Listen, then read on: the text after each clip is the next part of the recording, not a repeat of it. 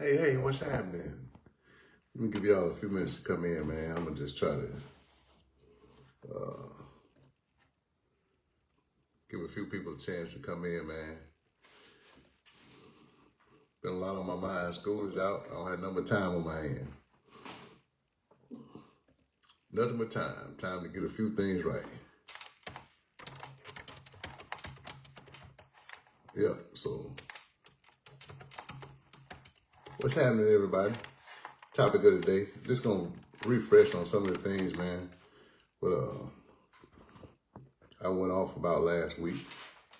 What's up, George? How you doing? How you doing, man? Yeah. You still can get them people my number, man. Tell them to call me, give me a phone call. Tell them I said, what's up? Yeah. Tell them I said, what's up? Yeah. Tell him I put my pants on just like him. He can call me. He ain't had no problem calling me when I lived across the street from him. He need me to help him with some of them other things. Yeah. The other one too, you know what I mean? His underling, his Robin. Yeah, tell Batman he can call me. And you can get Robin my phone number too. Tell him he can call me. Yeah. Just want to address a few issues, man. You know, a lot of people call me, man. The first thing I want to tell them, man, is I'm grown. And before I speak about something, man, you better believe I have a lot of bullets in the chamber, a lot of ammo that can bag up everything I say. So it ain't nothing personal. It ain't nothing personal. And just a reminder, just because you clean up the blood after a killing, that don't make it right. You can take illumination and you can still see what the crime scene was. So you changing it. I appreciate it. I'm sure some of the people appreciate it. And the person that you awarded after that appreciates it. But also, I just think that you can better serve people by making the right decision the first time, not coming back the second time, not coming back later on, and then trying to clean it up. You know what I mean? So that's all. But you got my number. One thing I want to do, man, is, you know, like some of the things, man, I really enjoy working there and being a difference for the people that work, the people that live there, the people that work there. So I actually love, you know, working there and having the opportunity to change some people's mind, and to change some people's, you know, hearts, and to change some people's vision. With the beautiful vision that Pastor Olivier gave me, and with the beautiful, you know, the aspiration for reentry that Pastor George gave me, and Pastor Deloach and Pastor Watts, the vision that they gave me, man, I really enjoyed it. And I really appreciate them, Pastor Watts and everybody. You know, that was instrumental in us making a change, making a difference. And man, I applaud their efforts. But still, you know, while I was there, man, I seen a lot of things that weren't right, even before the current superintendent got there, and even after. What's up, brother? What's up, Kanea? You all right, Cap? I think that we, you know, as a people in that community around there, need to be mindful, man, that this is one of the best places that a person could be employed over there. So when you make it difficult, when you stand there in the potential, or the people, the amount of people that live there are African Americans, I think that hey TT, I think the amount of people that work there and live there, you're gonna have at least a 90% African American population.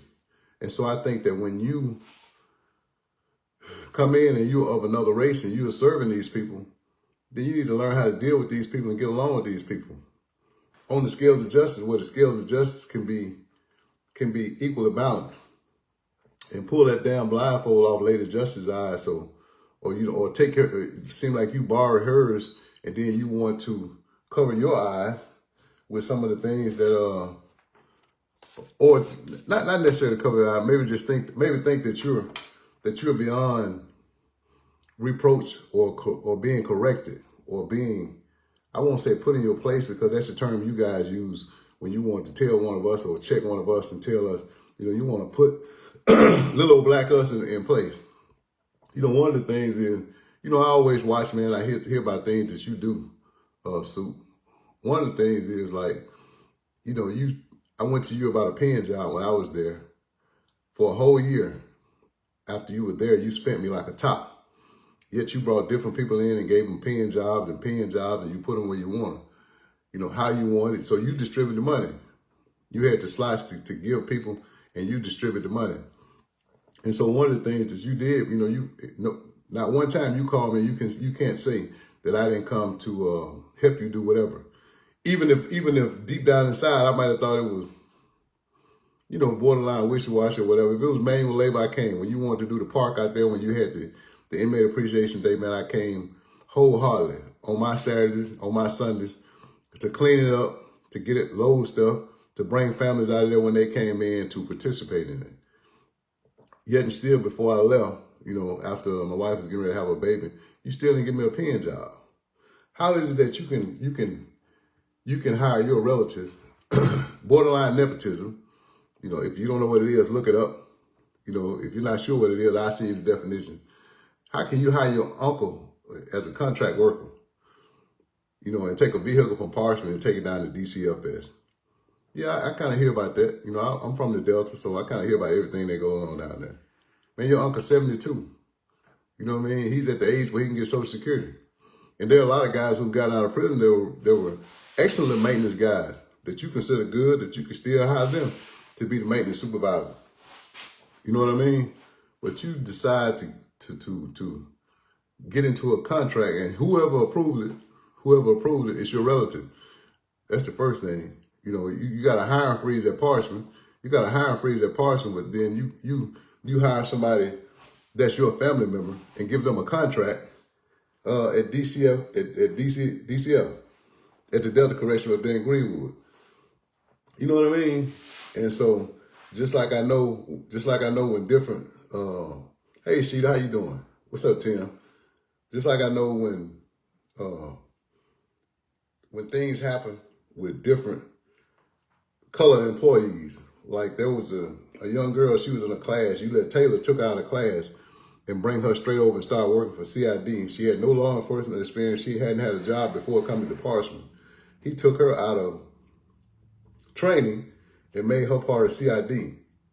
Well, later on, that woman was found to be guilty of taking contraband in 29 as a CID officer, along with another African-American girl from Clarksdale.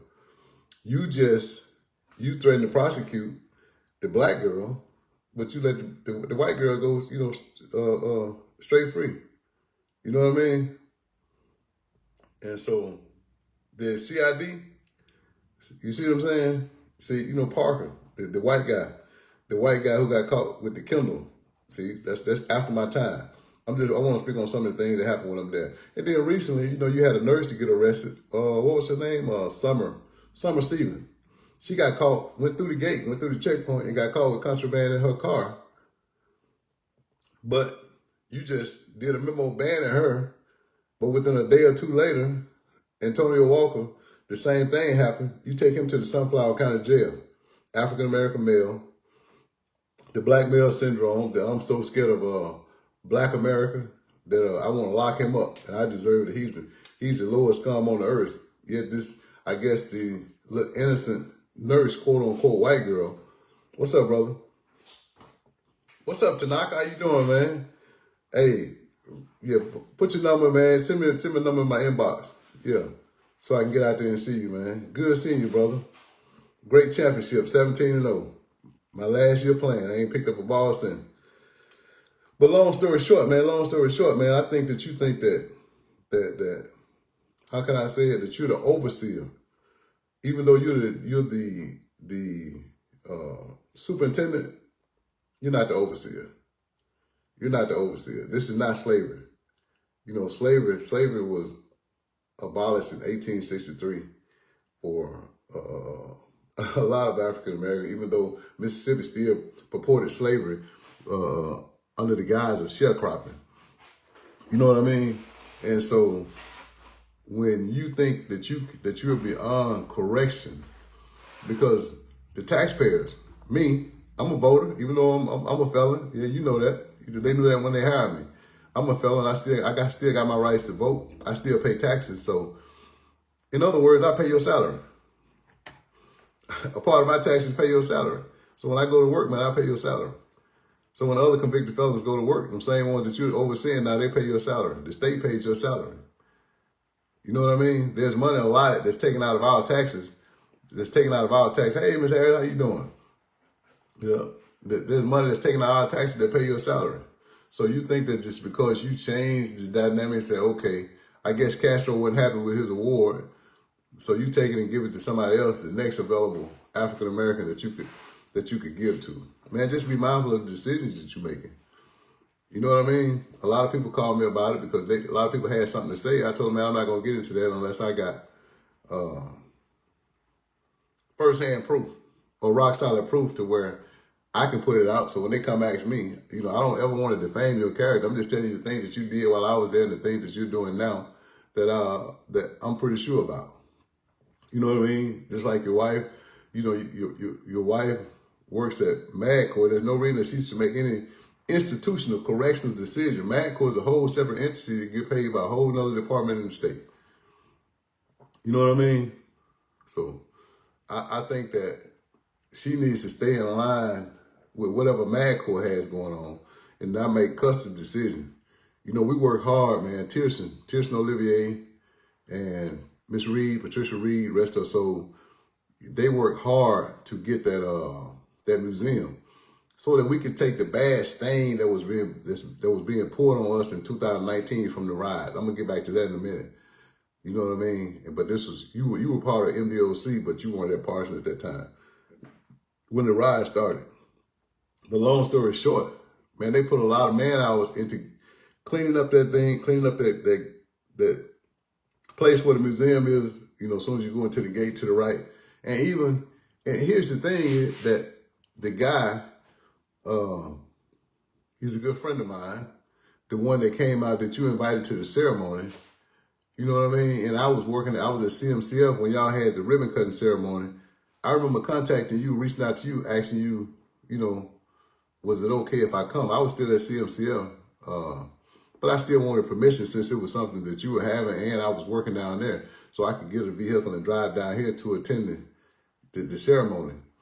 I found him out. I was the one that knew him because he and I were working on some things. He worked at the museum and he and I were working on some things before we even talked about getting a marker at Unit 17. It's a historical, that's where the Freedom Riders stayed. It used to be housing for death row before they moved them back to 29, but that's where the Freedom Riders stayed at Parchman while they were there in 1964. And he was the youngest one that was there, and he still one of the ones who were living. There's a lady too, I just never got a chance to catch up with her, that's still living. But anyway, I gave Tirson his information. I asked him first. I gave Tirson his information and Miss Reed his information, and they came down. They invited him down, and he came down for the ribbon ceremony. You took pictures with him and everything. You know what I mean? Put it on the magazine and stuff. But that was my idea, man. Not one time. I presented it in front of you in the staff meeting that we had about how we could change Parchman. I was sitting in some of those meetings, and that was the idea that I brought up and told you that I was going to get in contact with him and see. So the combination, we petitioned the state for a marker to go in front of Unit 17. You don't ever want to give credit to what credit is due. When it's somebody else's idea, you know what I mean? You'll wait them out and you don't really think about it. You said that it's not a good idea, but you come back and do the same thing. So I was just wondering, like one time, like when, not that I did it for the history purpose, not because I wanted recognition. You understand? So you becoming a sponge for that moment, for that aha moment. Hey, look what I did while I'm here as superintendent. Man, it's false. You could have gave Miss Reed more recognition. That was fine because her tireless effort, man, brought it to pass. Tirson's tireless effort that tireless effort brought it to pass. So I think that you should have gave them credit, not me credit. You know what I mean? Not necessarily me credit, but I don't think you should have accepted credit, for it. Because it was a historical moment. And during that time, if you were born that time, I don't know how old you are, it doesn't matter. If you were even born that time, but these are times that we lived through in the Mississippi Delta, in that area. You're not from the Delta. Yeah, I know you're just as impacted because you have a relative, so you say, quote unquote, who's been in the system. But your heart's still black, man. Your heart is still black. You still got a lot of malice in your heart towards us as African American. You know what I mean? Like, it hurts you to say, I watch you speak of several different things, and you bragged about how much you love Jesus, right? But you got so much malice in your heart that you can't even tell somebody, one of your employees of another color, that that they deserve some credit for the hard work that they're doing. Not a pat on the back, just some congratulatory, just some praise, man. Just some praise to where, you can boost them around, and then here's the next person that want to do good, because everybody wants praise from their boss for a job they're doing. Everybody wants to know that they're seen, that their efforts in changing an institution and a culture that has such a bad name since the 1800s. I'm talking about, it was formed just after Reconstruction because they were afraid that so many African Americans in the state of Mississippi were being free. Parchment was formed so that they could still do the convict leasing system, to where they could still write up false crimes that are no longer on the books, like vagrancy, lottery, and everything, and sentence to 12 and 13-year-old young guys at Parchment that they leased out to the slave masters who were still, who was hurt from the passage, of the 13th Amendment. So what they did was they leased the convicts out. They charged them and put them in penitentiary, put them in prison for months and months. And it was segregated all the way up into the 70s. A lot of people don't know that until, a lot of guys, they had separate housing for the whites and separate housing for the blacks. That's another thing too. Just like now, when I was there, you stopped Butler and all the black guys from going into the guest house. They used to wash their clothes on Tuesday and Thursday. This is what I seen. You stopped them from going in there. Yet and still, LaFone and the rest of them, they could go in when they want to and still wash their clothes. But nobody black could go there. You told them that you passed it, you did the thing where no inmates could go. And he still was wearing his pants with striped on. So I don't know what's your definition of an inmate for MDOC. But I thought everybody that had the striped pants on were considered inmates. Now you said that at the time that no inmates could go in there. But I know you really meant black inmates. You know what I mean? So when you stopped Butler them from going up there to wash their clothes on Tuesday and Thursday, I remember vaguely, but I think it was Chief Stansel that asked you about it. And you said, hey, I said what I said, and that's just it. And they continued to stay there.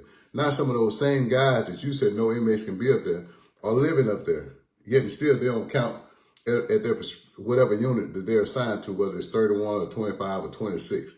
It's like guys living at the farmhouse, at K9 and all the different places where y'all started that. They're living over there, but they're on counts. They're on counts back at a certain unit, 25, 26, or 31. So how can an officer who can't count a guy that's living at commissary or at the maintenance shop or at K9, how can they count him? How can they count him according to policy and be identifiable or be responsible for that count if they're living up there? But they can call in on their radios and say, hey, I'm up here. I'm here at the thing. There's no officer up there, so the inmates basically run themselves.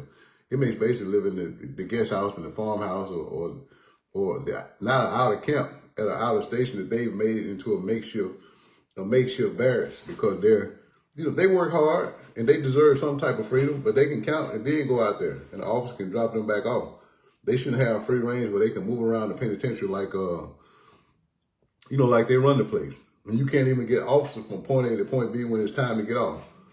Many times, man, I done picked up officers with the chaplain van and took them to their cars at unit 30 because all of them have to still park at 30 or at 29 because nobody had a chance. Nobody had a way to get them off. So I just want to know, man, like, where do you draw the line on right and wrong? Are you a dictator or a tyrant that's appointed by the state? Are you a dictator or a tyrant that is working with state's money to infringe upon the rights of African Americans that are there in the Mississippi Delta and that are in Parchman? Are you taking your frustrations to where you can't run your own house, meaning Parchman, MDOC, or Parchman? You can't run your own house because, quote unquote, your better half or your rib is running your house for you, so you take it out on the people that you can oppress, people that look like me. I'm talking about this right here, the color of my skin, that you can take it out on them. So I really think, man, that you need to stand up in the mirror, man, and have a come to Jesus moment. You know what I mean? And like I told you, you can still get my number from George or Watts or whoever, or the commissioner. If you have it, I know you deleted out your phone because you're not man enough to keep it. So I'm not one of the ones that say yassa boss or bow down to you or whatever, because I don't owe you anything. You ain't done nothing for me. You didn't pay one of my checks. Your name wasn't on one of my checks. Not one. You had an opportunity to get me a pen job to where I would have been in a position to make a little bit more money and to get on my feet, after serving 23 years of incarceration. Man, but I don't owe you nothing. You put your pants on just like me. One leg at a time. One leg at a time. You know what I mean? Everything you think you've done, man, I've done 10 times over. Except oppress somebody. Just because I was, quote unquote, their boss and I had earned the right. But this nepotism stuff that you're doing, this turning a blind eye to what your people do, but laying the hammer down onto what my people do, man, it's going to stop. And as long as I got air, man, it's going to stop. Why? Because every chance I get to expose any wrong that you're doing, or you're a part of, then I'm going to say it. Until you man enough to call me. You know what I mean? Yeah, we can have a conversation. We can meet face to face at a restaurant or wherever. However you want to handle it, it don't even matter. That's not a threat, man. That's a man-to-man conversation that you want to have. You can take it how you want. I know you always, your thing is, oh, he's threatening me. No, man, I'm a man just like you. You know what I mean? I come up from the streets. I'm professional. I'm intelligent too. I went to school too. You know what I mean? Man, I love Jesus too. So whatever you want to have, whether it's about Jesus or whether it's about what you're doing or whether it's about what I'm doing, man, we can have that conversation. We can have that conversation. When you took it upon yourself, man, to defame me, man, I was really taken aback because at the end of the day, man, I know I've been loyal everywhere I've been. I've been loyal to my job and to my people. But I'm not going to stand idly by to see my people mistreated, whether they wear stripes or whether they come in the gate and clock in like me. You know what I mean? I've had a unique experience of being able to be on both sides of the fence. That's the side of incarceration for 23 years. And not one time you can go back and you're welcome to come and view my prison record. Had one write-up, man, in 23 years. And that was within the first 6 months of me being incarcerated for a 3-way phone call. Didn't have any other write-ups. Only thing I did was took class and did develop curriculums to better serve my people, all people who were incarcerated, because I seen them all as incarcerated, and I seen them as people and humans too. So I treated them, with the love of Jesus and with the love of Christ, incarcerated or not. Now, being a man, if they cross the line, I think that, I had to do what I had to do to survive. You understand? The same way in the street before I went to the penitentiary. I had to do what I had to do to survive. So I think that you need to take a self-check, man, and stop doing all these different things that are abusing taxpayer dollars because you got the power to. The checks,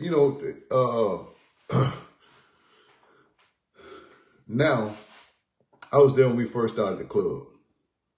When we first started the inmate clubs to try to help guys learn business skills and write the bylaws and everything for the different clubs, different organizations and different clubs. So we had a club, one of our reentry clubs. I remember we had different cookouts and sold food and everything, and there was $35,000 that was in the account. And I remember us, so it had a thing to where we would keep the ledger and we know that we had $35,000 in the account. The money just magically disappeared. Like nobody knew where it was.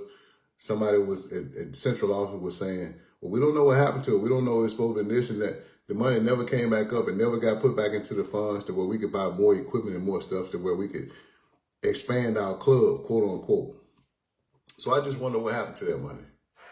And then I want to say this time last year, when they started the new clubs, when they expanded the clubs to CMCF and we had a pizza club where everybody was making pizza, where every time they come to visit, people would drive miles and miles and take hours to get inside the prison, but they was charged $18 for a 14-inch pan pizza. And man, every week you make hundreds of thousands of dollars right there at MDOC. What's going on with the money? I mean, who oversees that?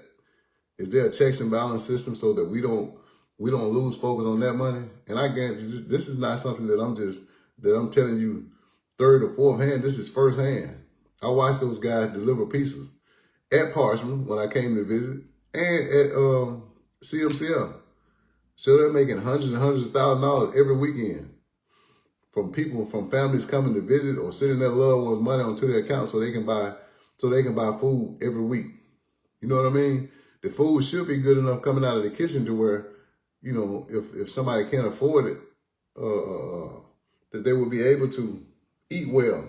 But if you take pictures, man, you can go on some of these social media sites like Hope Dealers or From the Inside Out, these prison groups that do oversight, that post stuff where guys sending in pictures of their food. Man, you would be shocked at some of the food.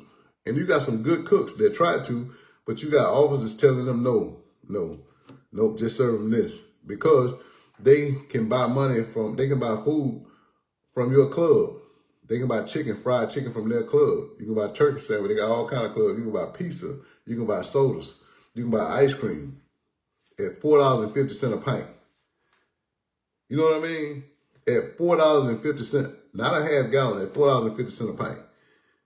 And you sell out every week. Not of one. During the wintertime you sold out, so I can only imagine that you double your load and you're selling out during the summertime. So where's all this money going? Where's the profit going? You know what I mean? And so that's the one thing. Then, you look at, like as I tell you all the time, you look at the money that's in the inmate trust fund. When I was there, it was like 1.1, 1.2 million.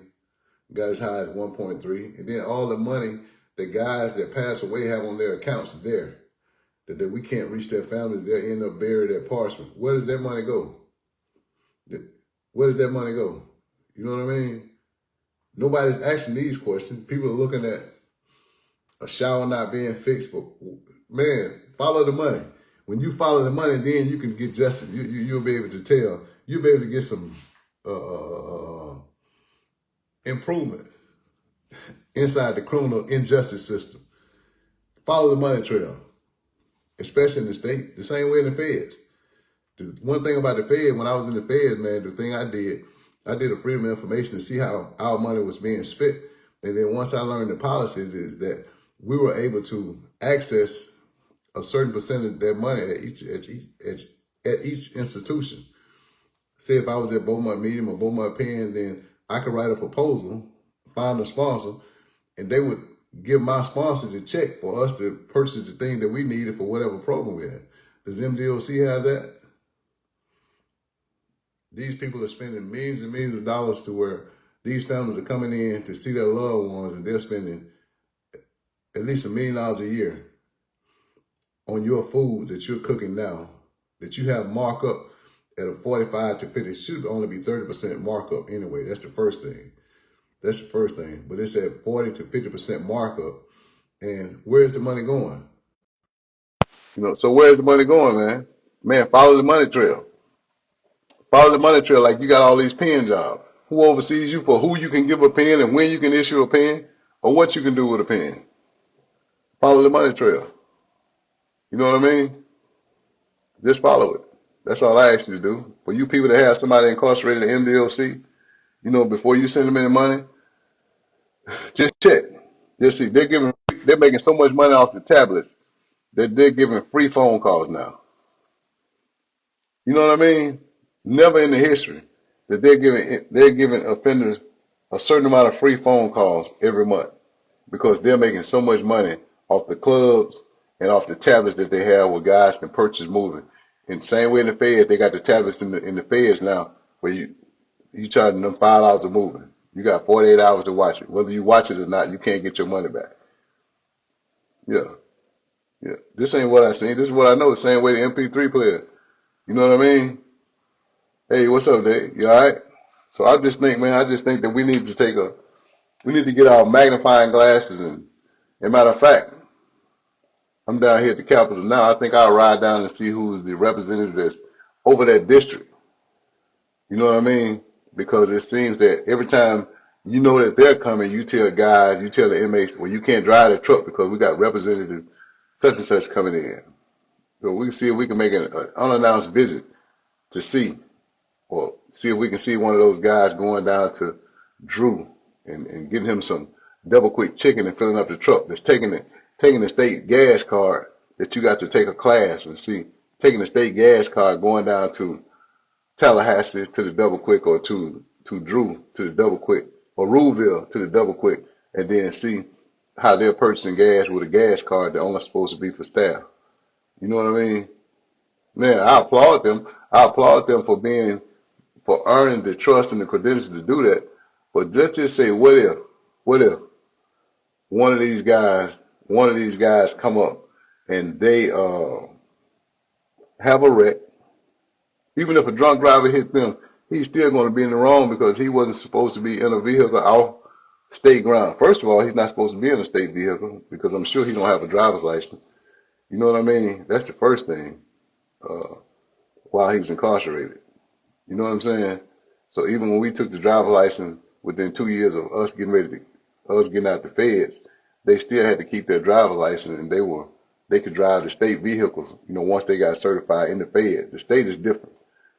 He's not allowed to be in a state vehicle driving anywhere. You know what I mean? He can drive a tractor, he can drive a lawnmower or something like that. But to operate a motor vehicle that's under that's under the rules of the DMV for the state of Mississippi or the Department of Transportation of Mississippi to go down to Tallahassee or to Ruleville to buy gas and buy him some chicken. Where does he get money from to get him some food? Why does he even have cash money? That's my question. And that's not what I heard. You know what I mean? It's what I seen. So where does he get cash money to get him some food? So it's just something. It's just food for thought.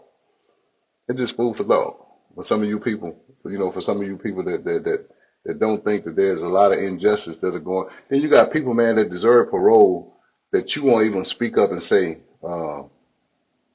"Hey, man, this guy been in 26 years. He haven't have a write up in the last 25. Can we give him, can we, let him go? Some of these guys sick, they're terminal. You won't even put in for them to get compassion relief. Your prison out there is swelling swelling. You know what I mean? F building. It's like a rainforest. You know what I mean? Every time it rains, it's like a rainforest. More water is coming inside than probably hitting the top of the building. That's hitting the surrounding areas. Man, they got buckets and buckets that are overflowing. You can't pour it out fast enough. It's a bunch of the buildings that are there, but yet and still, where's the money going? You can't hire people to fix the roof. You can't purchase more coats or whatever. You know what I mean? So I'm just saying, I just think you as an individual and we as a people need to hold your feet to the fire. You know what I mean? Like bedbound, when you said they're restrained to the bed, explain that to the people. Or when you said they're bedbound, oh yeah, you're right. I see what you're saying. Where they're sick and they could be, their family wants to take care of them. the terminal. You know what I mean? But the state is still paying for him. State still get money for him. And you got over 3,000 people that are waiting to come into the justice system at the county jail.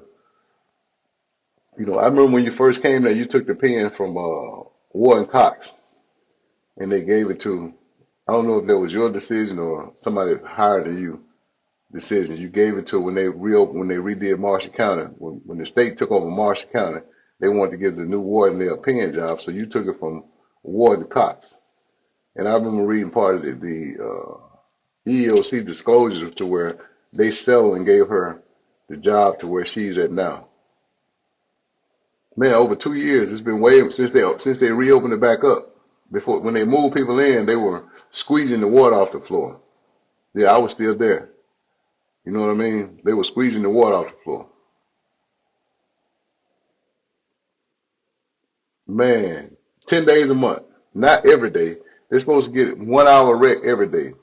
So the guys in 29 on the lockdown side, that's G billing, H billing, that's F, G, H billing, I is closed, J billing. Well, J billing, they're gonna get J billing their time. Uh, L billing, you know what I mean? You know, so I just think, man, we need to just look. We need to look. I'm gonna just see if I can ride down to the Capitol and speak to one of these representatives now and see if we can just take a look. Just take a look. Not just there, man. SMCI, Greene County, and some of the other places. I'm concerned about there because, you know, when you have your underling, your Robin, so-called, he wants to speak to a civilian about me, and you know what I mean? Then I have something to say about you and him. I have something to say about you and him. Yeah, follow the money trail. Yeah, he's speaking about me, yet and still his wife dropping their kids off at daycare in the state vehicle. You know what I mean? Yet and still his kids riding the horses down at the horses that are assigned to the institution, the state horses. You know, their kids are riding the four wheelers. You take them from the officers in the K9 back when I was there. You tell all of them to bring them up, but you got guys riding around delivering pieces on the on the four wheelers. But an officer can't go and look for drugs across the field. You know what I mean? In a four wheeler, because some of them, you know, you can't get across some of the fields in no truck. Impossible with the Mississippi soil. That's all, man. I'm just venting. And then, you know, if you got something, man, reach out to me. Let me know. I guarantee you, I'll speak about it. I'm gonna investigate it and look and see to make sure that it's valid. And I still want to see why the nurse Summer Stevens wasn't charged, yet and still you sent Antonio Walker to the jail. I still want to hear that. Oh, you don't have to respond to me, but I'm going to find a reporter that you'll have to respond to. Same thing, approximately the same amount of contraband. Contraband is contraband. It's contraband is contraband. Simple as that. Why him as an African American went down to the Sunflower County Jail to face criminal charges to get a blemish on his record when you just take her and just disband her from the institution. No charges. Oh, young lady, I just know you did wrong, and I know that these inmates trick you into doing this. Don't worry about it. You know, we're just not going to let you in here no time soon. Wait a couple of years and you can come back and apply for a job. Not send her down to the county jail to where she can get prosecuted and her news in the paper or on the website. But you just you give her a slap on the wrist and tell her to get in her car and go home. We just don't want you to come back to this institution. You know what I mean? She's a nurse. She's full aware of she has a college education. You know what I mean? She has a college degree. So what you didn't want to ruin her, you didn't want to ruin her future chance at employment. So you gave her a slap on the wrist, or did you give her a slap on the wrist because she's the opposite color of I am? You know what I mean? Because she's white. Or did you know her family or whatever? For whatever reason, she's no different. She's no different than Antonio Walker. You know, the one that you rushed down to Sunflower County Jail and had his vehicle towed. No different. Same thing. Exact same thing. You know, hey, I'm ready. You know what I mean? I'll bring them on the live and we'll put them on bring them on. Matter of fact, we can do it Friday. Yep. Friday night, Friday evening, or prime time. I know it's still early. A lot of people not up, but they're still. Y'all make sure y'all share this video and this live, man. If you got something, get it to me. Give it to me. Get it to me. Whatever, and we'll put it out there for them to know. You know, about the living conditions or anything. You know what I mean? Won't take people to medical because you're tired. Your office is so tired because they're understaffed and overworked. So they're taking their frustration out. They're taking their frustrations out on different people. They're taking their frustration out on the inmates, on the offenders, because you're oppressing them. You know what I mean? You're oppressing the staff, so they're oppressing the inmates there. That's no excuse. That's no excuse because that's somebody's son, that's somebody's daughter, that's somebody's father, that's somebody's mother. You know, that's somebody's loved one, man. No matter how heinous his crime is, you know, that's still somebody's loved one. And according to the state, we're not there for punishment. You know, we're there for rehabilitation. Even for those who have a life sentence, because at any time, man, laws could change and he could go from a life sentence to a free man. You put in parole to give people an opportunity to change. You put parole in because you want to give people an opportunity to change so that they can be free. You understand? That's why they have a state parole system. The nature of the crime is never going to change at a parole hearing. No matter what he did in 1979, 1984, whatever year he committed his crime, the nature, hey, how you doing? The nature of the crime, what's up, Dana? The nature of the crime is never going to change. You know what I mean? Yet and still, our legislators shoot down laws. We got all these out like the habitual. Man, you telling me that for a misdemeanor, an aggravated misdemeanor, somebody can get sentenced to 25 years for their third crime, their third charge. You understand what I'm saying? And then the prosecutor has the choice to, what's this prosecutor name? The one that they found committed all it. Nobody has ever went back. Oh man, he's responsible for one of the guys on death row for prosecuting him. But anyway, he got caught up in some wrongdoing. But they haven't looked at all his cases. You got a guy on death row. Is it Aaron? I know Pickford is one that they're supposed to be sending back because the prosecutor, elected official, a prosecutor, forged evidence at his trial. Every case that he touched should be overturned. And another guy from the same area is on death row right now. Marlon is on death row right now because of this corrupt prosecutor. A pastor's son, you know what I mean, is on death row right now. One of the most humble persons, man, that I've had the opportunity to meet. And so this prosecutor has been found guilty, allowed to resign, yet and still all the cases that he's worked on has never been revisited or looked at for tainted evidence. It's the fruit of the poisonous tree syndrome. If he was corrupt in one, he was corrupt in all. You know what I mean? In prison. So you're charging people in prison that's under your care. He couldn't go out and get a phone. You know what I mean? So he got a light. So they took him back to court and gave him a light. Man, that's utterly insane, man. That's insane that you give a guy that's already incarcerated with 5 years, you charge him with the habitual and give him a life sentence. We talking about 5 years. Who's coming home in the next 4 or 5 years. And then you're catching phone, you breaking for some, but you charging other people. Yeah, what about the officer that brought him in? So when he tells the truth about the officer, you give him a slap on the wrist. If you even charge him. You know what I mean? If you even decide to charge him. So I just think that we got misguided calculations. And when it comes to us, man, I think because of the population, in his 20 with a life sentence, he catches a life sentence in prison. He catches a life sentence in prison. You know what I mean? Man, it should be a 100 serious incident report. You know what I mean? Anything, lost a good time or something like that, but a life sentence, you give him a life sentence, man, because and then not only that, you're not even taking into consideration that If he's part of an organization, the organization made him hold the phone. You know what I mean? Or he done paid to rent the phone so he can call his mom or whatever. You know, so he can do his time or what.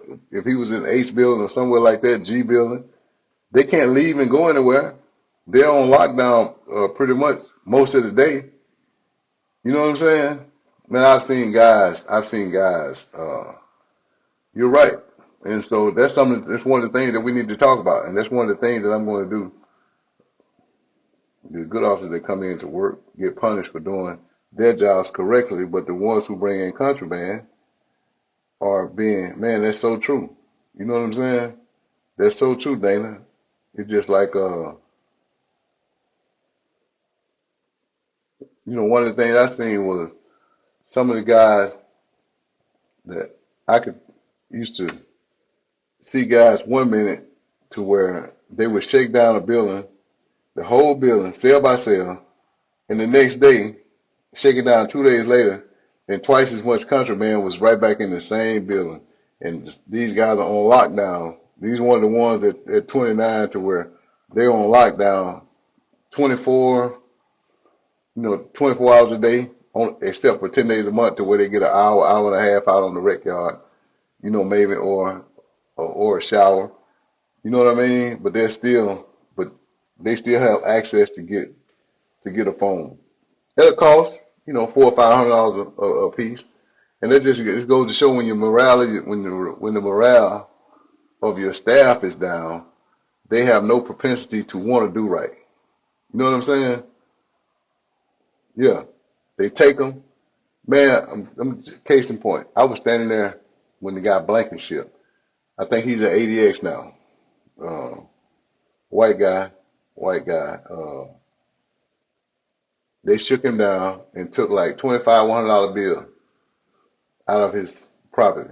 Wrote him up. I stood there as they counted him when they shook him out. You know, took all his phone, his tablet, laptop, and everything that he had. He was running he was running a business from prison. Took it, and he showed me his incident report the next day. There was no money on there. There was no money on there, and half of the cell phone that he had out there weren't on there. You know what I mean? And so and you're right. You got officers out there that are scared to speak up because it could cost them their lives. You know what I mean? Because there's no the staff. One thing I liked about Superintendent Morris when he was there is that when they had a major shakedown like that, he would at least, or Chief Stanson, they would come out to the unit, and participate in it and see. But I think the thing that, oh yeah, all the time. They don't even tell you about the ones that they had in at CMCF.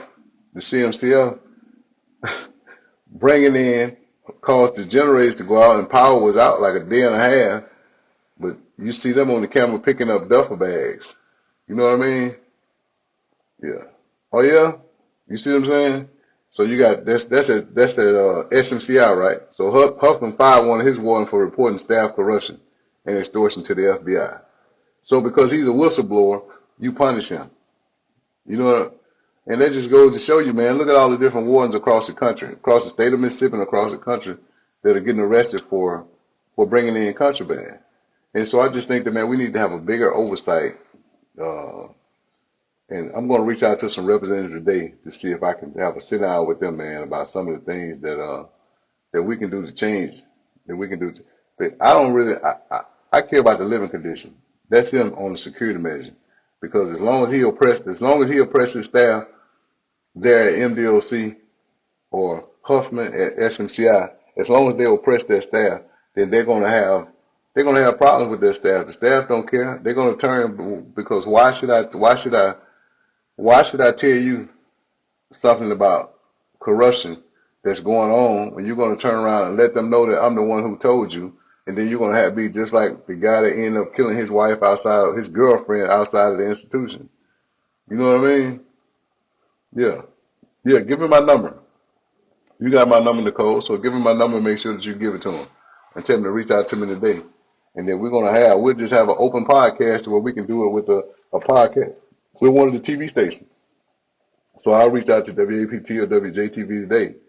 You know what I mean? and see if we can have a sit down podcast and just see, because it's just like all the good staff you want to oppress and keep them from going, but you let the crooked, like his Robin, uh, one of the officers that were at CMCF when I first went down there, he was taking. That's when they had the women at 720. Uh, yeah, okay, all right, do that. He was taking a female officer out every day, a female inmate out every day, and taking her off grounds and bringing her back every day, at least 2 or 3 weeks in a row. Well, rumor has it, I want to say rumor, but it's been a little more. Rumor has it that she became pregnant, you know, and when that happened, they put her in lockdown. They put her in MSU, for the women. Well, no, they put her in the one over at first at the institution at 720, and then they moved to the one that was on the men's yard for a while, and then they moved her to a TWC for a month or two until they were able to take her to Baton Rouge to see a doctor, quote unquote, to see a doctor, and now she's no longer pregnant. All right. So when she gets better, they move her from the TWC back to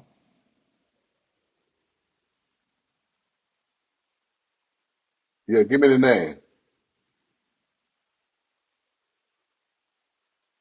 Yeah, yeah, give me the name. Give me the name, Dana. And so that's one of the things. So she was taken from the TWC to Delta to where his wife was allowed to work there and be the superintendent there for a while. You know what I'm saying? Oh, you know how? Yeah. How does she get an abortion? Yeah, that's in Louisiana if she's incarcerated in the state of Mississippi. Yeah. But I'll post that. I'll post it on my page. Easter. That's who got the RBR, Dana.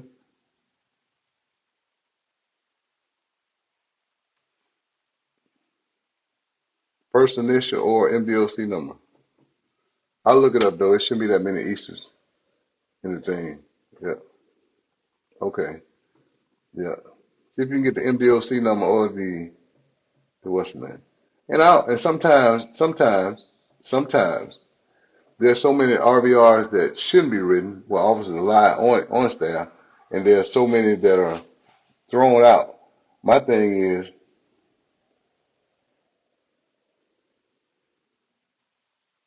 you see what I'm saying?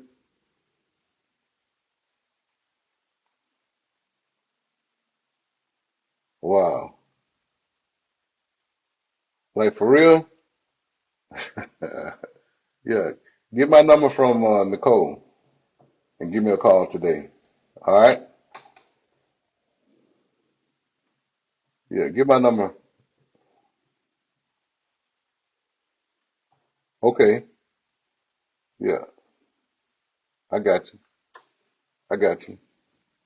And so, yeah, I got a lot of them here too. So I have people uh, families to send them to me too. And so, yeah, but you give me a call today, please. Just get my number from Nicole, or I'll inbox it to you in the group. You know what I mean? All right. Yeah. And so that's crazy. So you can pick and choose who you want to give an RVR, but yet you got guys that the officers don't do the RVR properly that are still in SEG or lockup and supposed to be going home, that are still not going home because the officer has forged paperwork or lied on some different guys who were, that they can't extort or anything like that. You know what I mean?